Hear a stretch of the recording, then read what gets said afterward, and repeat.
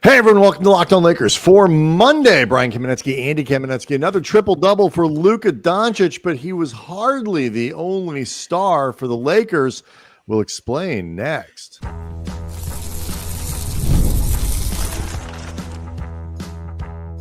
You are Locked On Lakers, your daily Los Angeles Lakers podcast, part of the Locked On Podcast Network, your team every day.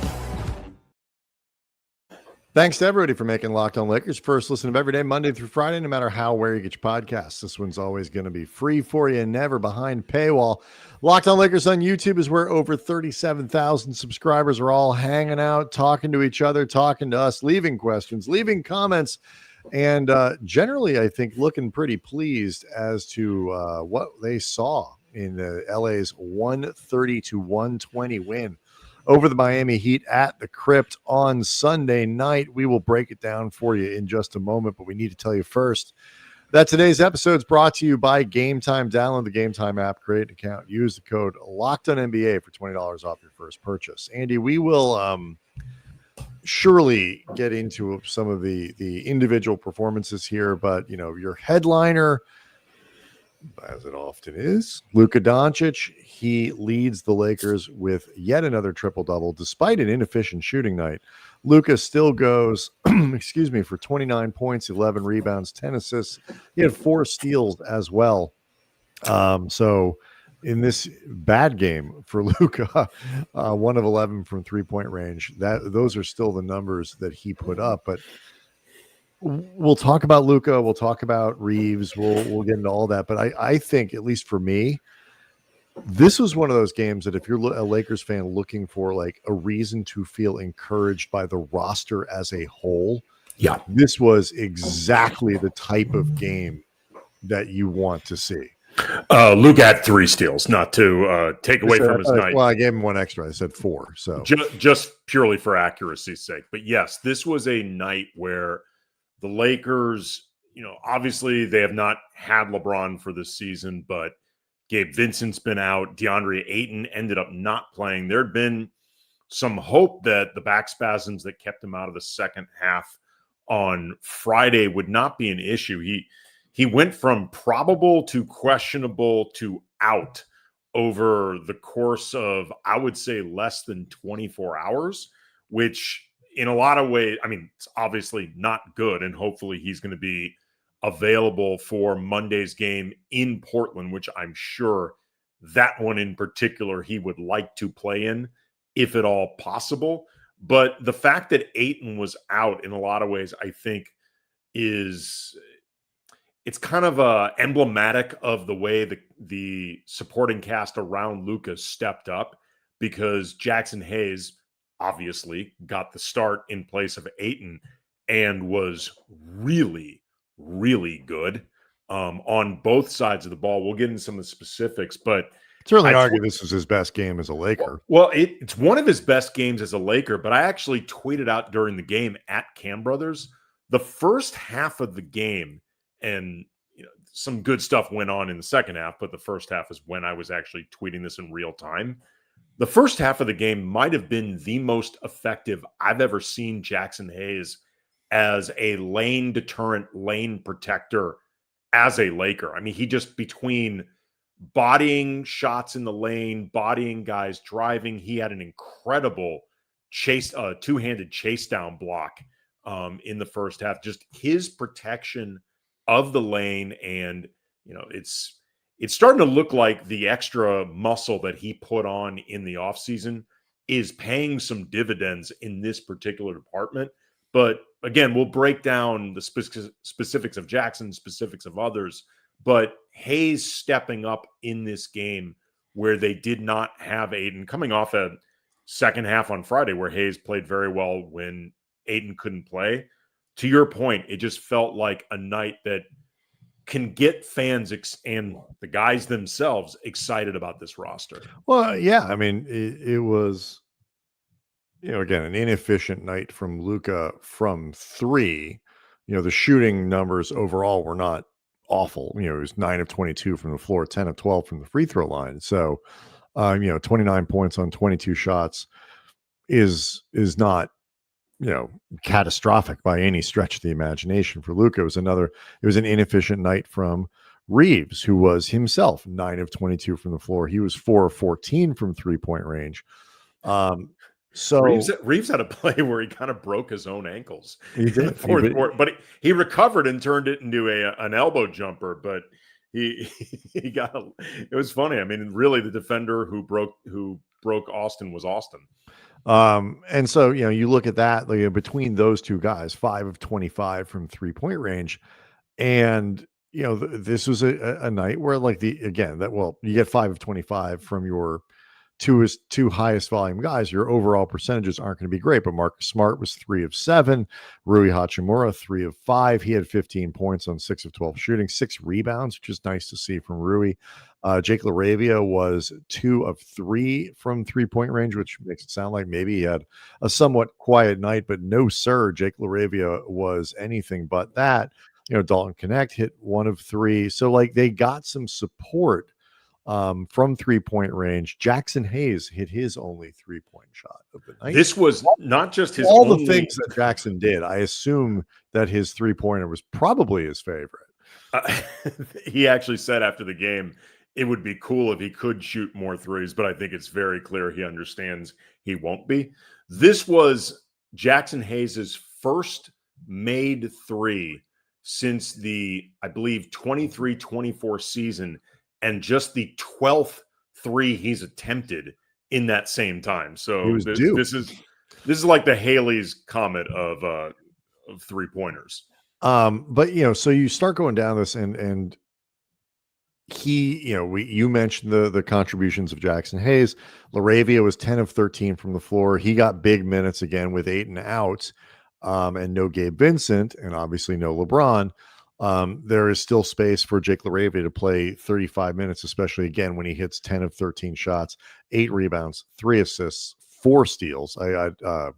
Him and Luka, their steals backwards from the intro, but Luka with mixing 3, up your LaRavia. white dudes. It's okay. Yeah, I mean, they got a lot of proverbial exciting whites right now on the roster, but LaRavia is we both had very high hopes for LaRavia, and obviously he is currently outplaying Kentavious Caldwell-Pope, the other guy who could have gotten these, because KCP hasn't played yet. He's still recovering from off-season ankle surgery. You mean Dorian Finney-Smith? I'm sorry, right? Dorian KCP was in the game, Memphis game. He's also, for that matter, outplaying KCP, but that is less relevant. Now you're mixing up dudes that the Lakers either traded or let go that initially had Laker fans really upset. And hyphenates. Yes. I'm getting my white guys confused, my hyphenates confused, and your ex-Lakers confused. And my ex-Lakers confused. Your ex-3 and D Lakers. Yeah. DFS, even if here's the thing, and we will probably have this discussion in a little more detail in terms of LaRavia and defense over the course of the week. Game on Sunday, game on Monday. There was a game on Friday. There's haven't been a lot of time for it, but LaRavia, I think there is no question, is showing himself to be a stronger overall offensive player than DFS, which is kind of what we hope for. Replace some of the 3-point shooting, but a little bit more versatility in the offensive game.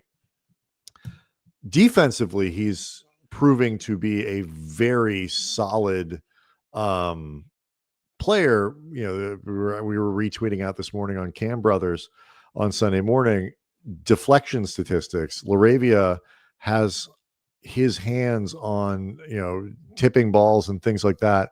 He's top. I think he's still, top 5 in the league. And then a game like Sunday where he ends up with 4 steals, you don't expect that to go down. And this in minutes that aren't at the same level as some of those other guys. So defensively, he's making an impact, and you can tell JJ Redick already is a huge fan of the sort of just decision making and connectivity and all that kind of stuff that LaRavia provides. He's a very versatile offensive player. I mean, being given a chance to play some big minutes. Yeah, I want to make it clear. The guy that I'm about to name Jake LaRavia is nowhere close to as good as, but in terms of just Oscar Robertson. no, but I was about to go versatility like that route. It's similar to the way Lamar Odom would do a lot of many things for the Lakers. Again, Jake LaRavia is nowhere close to as good as Lamar Odom, but it's similar in the ways that Lamar could provide stats for you, but he could also fill the cracks.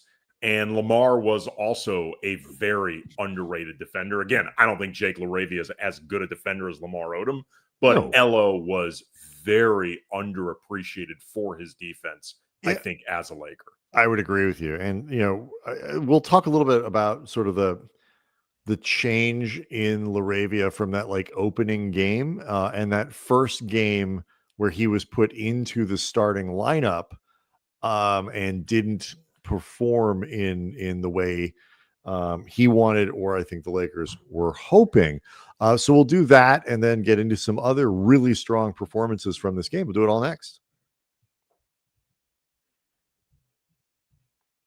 Locked on Lakers is brought to you by Robinhood. Your ambition just met its match with Robinhood. You play for the win, not just on game day, but every day. Locking in on every opening, beating your PR, beating it again. Channel that drive into your money.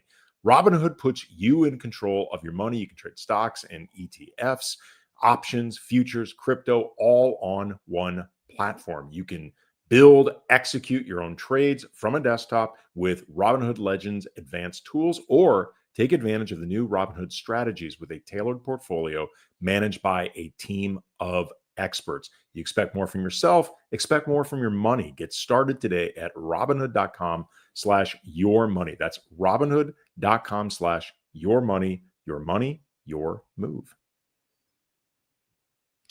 Locked on Lakers also brought to you by Game Time. Basketball season, as you may have noticed, is officially here, obviously.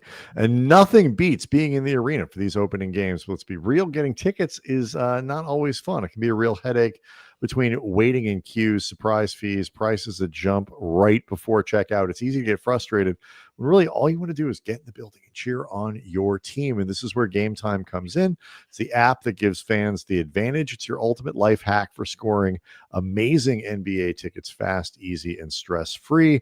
Our family, we use Game Time a ton for soccer tickets, whether Angel City, LAFC. We love to do it the same day as the game. You bring up the map and you pick your seats, and you can see exactly what it's going to look like, what your view of the field is going to be, and you know exactly how much those tickets are going to cost. And what you see is what you pay. No hidden fees at checkout. It makes the whole process really, really easy. Zone deals, big game changer. You pick the section, Game Time can pick your seats, and you can save even more. So when it comes to the NBA, you can find NBA tickets for under $25. So take the guesswork out of buying NBA tickets with Game Time. Download the Game Time app, create an account, use code LOCKEDONNBA for $20 off your first purchase. Terms apply. That's code LOCKEDONNBA for $20 off. Swipe, tap, ticket, go.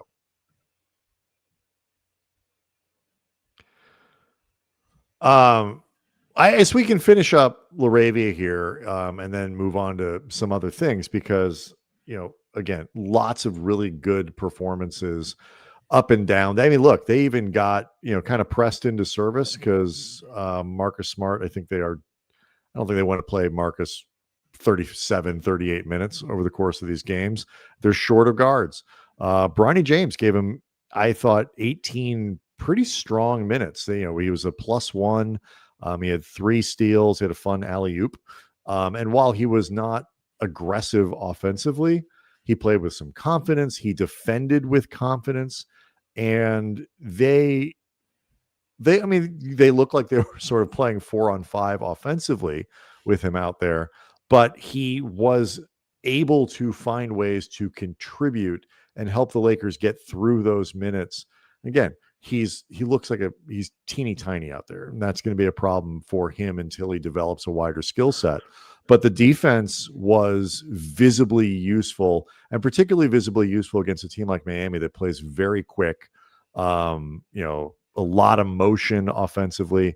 it was a strong night, even if while there wasn't a lot of offensive stats for Bronny.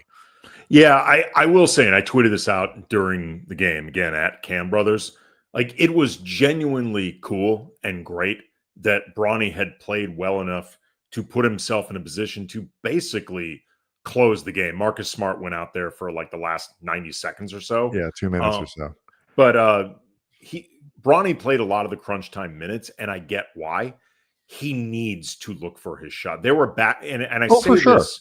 Well, no, but just to put a more specific bow on it, there were back-to-back possessions where Bronny passed up very wide open looks, and it led to empty possessions that I believe Miami scored on the back end of both of them.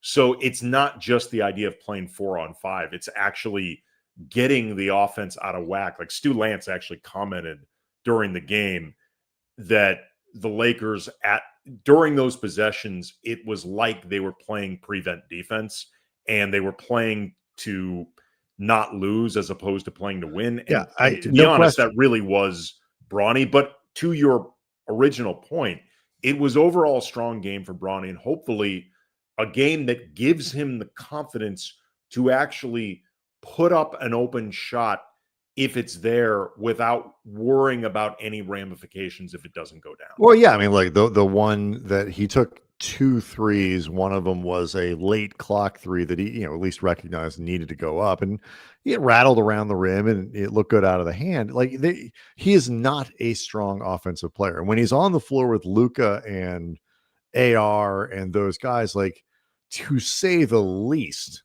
he has no niche offensively. Like, he's not going to be handling the ball rightly. He's not like, the guy that you set up on the outside as like the knockdown 3-point. Like, it is hard to figure out what to do.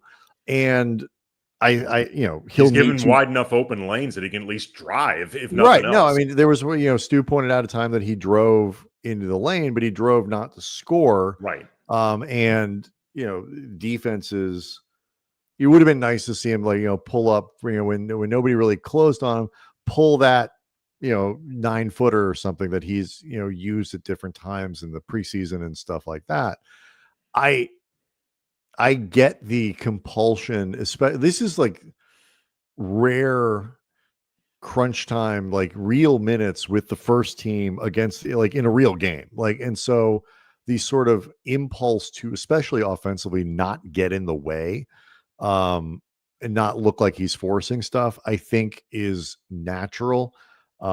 If this happens again or a couple more times, which it could, while Vincent and LeBron are out, and guys slide up the lineup a little bit, while, to compensate for Ayton, I think he'll get a little better at that. But I was very pleased with how aggressive and confident he was defensively. Sure. And so, if you can get by with 18 minutes from him, and it's not, you're not at -9, -10 and really suffering for it, I think that is progress there. But back to LaRavia, he's just, the first game he started, you could tell he didn't want to push it.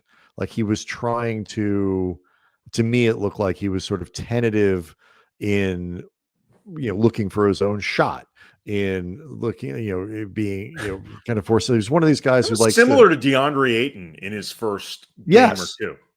Doesn't want to, not trying to be the center, but, letting things come to you. Not, and sometimes you can do that too much. Certain guys, we used to say this about Pau, trying a little too hard to always make sure they're making the right play, and not having confidence in the thing that you're about to do is the right play. LaRavia has since become far more aggressive. He's shooting about 800% over the last, few games. That's obviously not sustainable, but the confidence in both moving the ball, the shot selection, putting the ball on the floor, making the right pass, is a very good passer. So far, the returns on him have been very strong, and I think exactly what the Lakers were hoping they would be. I don't remember if it was Mike Trudell giving a sideline report during the Spectrum Sportsnet broadcast or Billy and Stu talking, but it was brought up that, to your point, LaRavia started out a bit timid and kind of just trying to blend in a little bit, being, truly like connective in ways that you might not even notice. And it was brought up that both JJ and Rob Pelinka talked with him. And I don't know if it was separate or together, but they both said, be yourself. Like, we didn't bring you in just to, grease the wheels in ways that are just purely intangible. We brought you in for the tangibles as well. Like, be aggressive, be the guy that you picture yourself as, essentially, like the highest level version of yourself. Don't worry about stepping on anyone's toes. And thus far, it seems to be working really well. There is, I think, again, no DeAndre Ayton in this game. We're obviously still waiting for LeBron. Gabe Vincent, who was a Dan Wakey on Twitter noted is at least out of his walking boot, and stuff like that. Like, the Lakers are gelling, I think, pretty well at a time where they're missing some guys. And we talked about this before. Maybe we can carry this over after the break. The Lakers are getting a really good look with Luka getting back faster than I think everybody expected when the Lakers did this. I think people thought maybe he'd be back for Monday's game in Portland, for example, after this like week-long end, but they've already gotten 2 games out of him. This sample size of what it looks like with Austin and Luka together as like your main pairing, and then what kind of team you would need to put around them. They're getting a little bit of a look in that lab, and the results have been pretty good these last couple of games. Yeah, let's definitely talk about that coming up next. Locked on Lakers is brought to you by Rougiette. Let's be real. Making excuses doesn't solve anything. We've all heard them before. It's stress, tired. It can happen to everyone sometimes. But when it comes to performance, sometimes your body needs a little extra support. That's where Rougiette comes in. Rougiette.com offers fast-acting doctor-prescribed treatments for ED designed to help you stop making excuses, start making moves. Rougiette makes it easy to get started. You just connect with a board-certified doctor, 100% online. There's no awkward waiting rooms, no in-person appointments. If prescribed, the treatment ships discreetly to your door, and then it becomes just about confidence, connection, getting back to the moments that matter. So visit rugiet.com/LockedOnNBA to get 15% off your first order. That's rugiet.com/LockedOnNBA. Don't forget to use that code LockedOnNBA so they know we sent you. That is extremely important. Rougiette, stop making excuses and start making moves. One last thing, though, to mention about LaRavia before we get into this Luka and Austin thing. The Lakers have needed guys who can sort of walk and chew gum a little bit. Like, part of the problem they've had over the last few years is it's not that they didn't have anybody who could play defense or anybody who could score, but they didn't have a lot of people who could do both. And finding lineup combinations that work becomes very challenging when you have a bunch of either or players. And the fact that LaRavia has shown that he can be a very versatile offensive player, but is holding up, defensively and has some utility defensively, again, with deflections, steals. I don't know if you want to put him on an island against, Shea on the perimeter. Well, I don't know how many people you want to put on an island against Shea, period. Correct. That's what I was getting at. Like, he has his, but like LaRavia clearly has some demonstrable strengths defensively that make combination. He's an easy guy to put other players with. And so you combine that with, Austin Reaves is, if nothing else, consistent willingness to work hard defensively, and a much more mobile Luka. Luka's always been a sneaky steals guy, but his quickness to jump passing lanes and all that kind of stuff, which has always been something that he can do. He sees the floor on both ends. The Lakers have been, have had moments where they've been surprisingly disruptive. I would say they played 3/4 of pretty good defense in this game. The exception being this sort of the second half of the third quarter, when they almost made JJ's head explode. Oh my Lord. I joked on Twitter, he was more like JJ red-faced. I mean, he was furious. It did not take like the lip reading experts over at John Boy to figure out that what he was saying was not safe for any work, including frankly his own work. No. I don't even, because JJ has said he's trying to avoid cursing too much, getting too upset. Some of the swear jar at home. Yeah, some of the intensity that we've talked about with JJ at times can feel like it overwhelms him.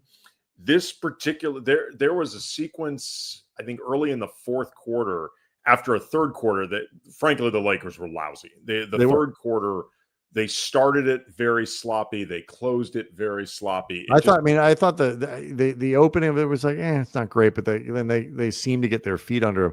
These last few minutes were just terrible. Right. And then in the fourth quarter, there was a defensive breakdown that led to Khalil Ware getting a very easy layup, and JJ called timeout and exploded.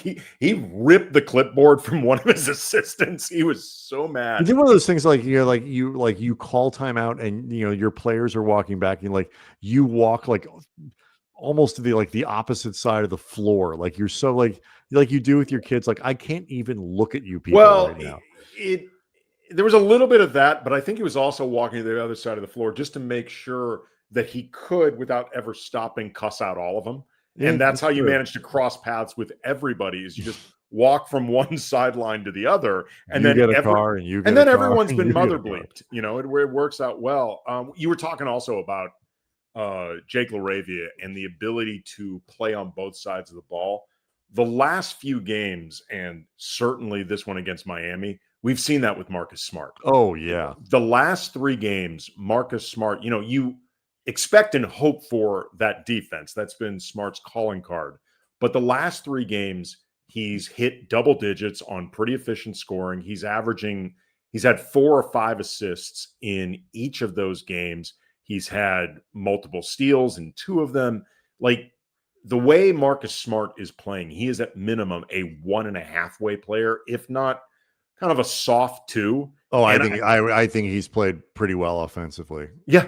Again, it's not just scoring; it's passing. It's absolutely putting things. I 100% think they're getting the same type of supporting cast 2-way play from him. He is playing right now like a guy that is looking to make up for lost time and lost fun after the last 2 seasons in Memphis and with the Wizards that were both injury riddled and very, very unpleasant. When I did for Lakers Talk, my weekly Lakers radio show for ESPN LA 710, I talked with Drew Hill, who covers the Grizzlies for the Daily Memphian and also 929 ESPN.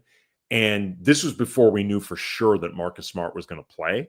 But he said he was very curious if Smart played, how he would perform and what the reaction would be, because it was no secret that Marcus Smart did not enjoy his time in Memphis and that the citizens of Memphis did not enjoy Marcus Smart's time there.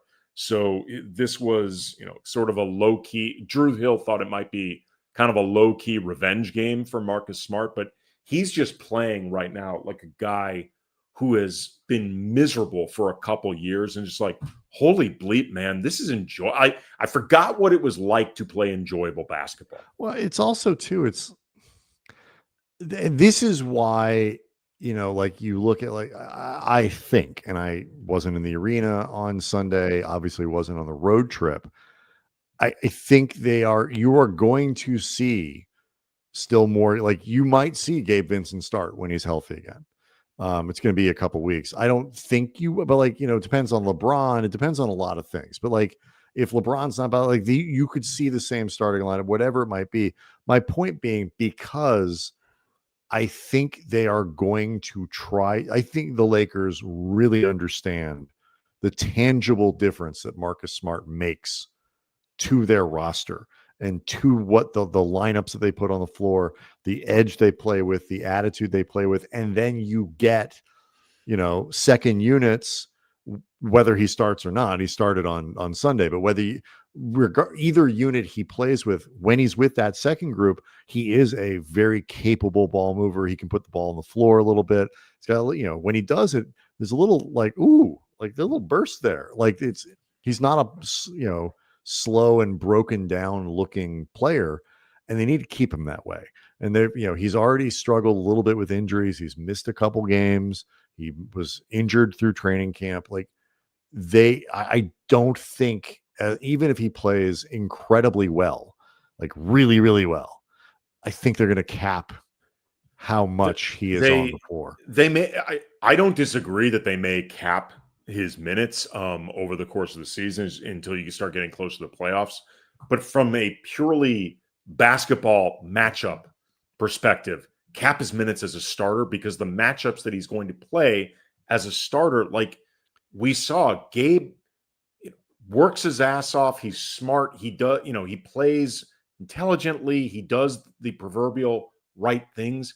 He is too small for the assignments. You don't have to convince me. No, but I'm saying also this is why the whole time.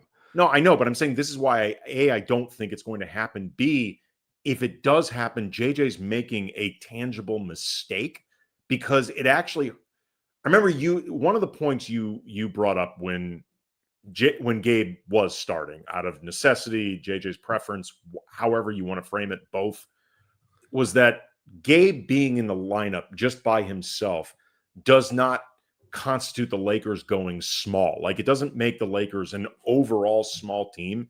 And I think that is true in a technical sense. Defensively, however, it makes them small.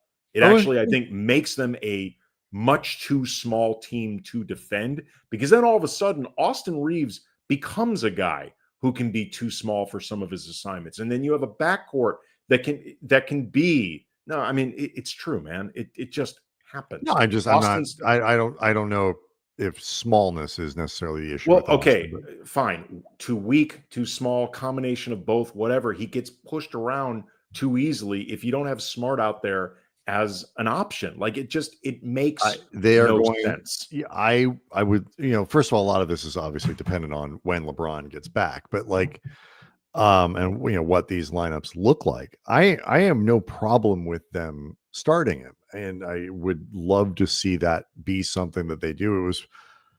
It's what I would have loved to see coming out of the preseason, were it possible. And I don't think it was. It's just one of those things where my apportion those minutes however they can be done best. It's just the level of play and the amount of minutes I don't think are necessarily going to match. Like, there is that desire, but like, this guy obviously is a big difference maker. It's not a diminishing returns kind of thing in terms of, you're looking at somebody who's never been a 35-minute a night guy, and no, Marcus Smart's done that. My expectation over the course of this season is they're going to try really hard. Again, I don't disagree. That's really with the that. only point I'm making. Sure. If starting him works, great. I am an advocate. Let me put it this way. There's no if. It has to work. If you're not going to do that, then you have to start Vanderbilt. Like, you can't start Gabe. He's too small, and he makes too much of the defense too small. And particularly start LaRavia. I mean, whatever. I think that becomes a live option. And again, not to rehash for the guy who's not in the lineup, you need to find somebody in that spot if you're going to play one side or the other. Like, if the idea is Vincent provides you a little bit of defense, gives you the offense, you need to find somebody who actually is going to provide you the defense and give you the offense. The problem with Gabe wasn't just that he was getting picked on defensively; it's that he was providing none of the offense. I mean, that's also Smart predictable. Can provide that.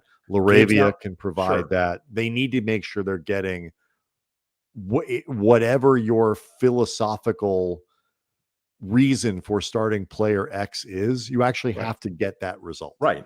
Well, I mean, it's another reason. Gabe, The reason Gabe showed out in the preseason is because he got the ball more than he ever will in an actual game with all hands on deck, and it will reduce Gabe to more of what we've seen, which is a guy that isn't fully comfortable or the best version of himself offensively unless he has the ball. It's not going to happen. He has more opportunities if he's coming off the bench than if he's starting. So we'll see. It's a moot point until he gets back, True. and all of that. But I would not. We'll see what they do Monday in Portland. Who is available? Who is not? How many minutes they allow somebody like Smart to play? It would certainly be very helpful if Ayton was back in the lineup. And we'll go. But like, hey, they keep winning. And they keep looking good in the process. And a bunch of guys around this roster are starting to develop confidence beyond just the stars of the team while LeBron's on the sideline. Locked On Lakers on YouTube is where over 37,000 subscribers are hanging out. We will see, of course, everybody after the game Monday night in Portland.